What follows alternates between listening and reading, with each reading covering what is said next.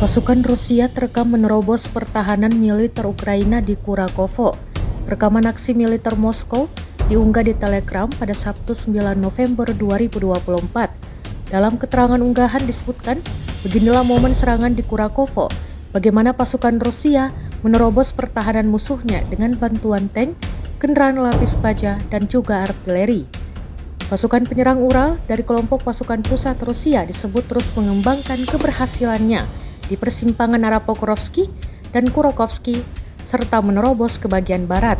Kelompok lapis baja dari resimen ke-80 juga menyerang, mendaratkan pasukan Rusia dan menyerbu posisi angkatan bersenjata Ukraina.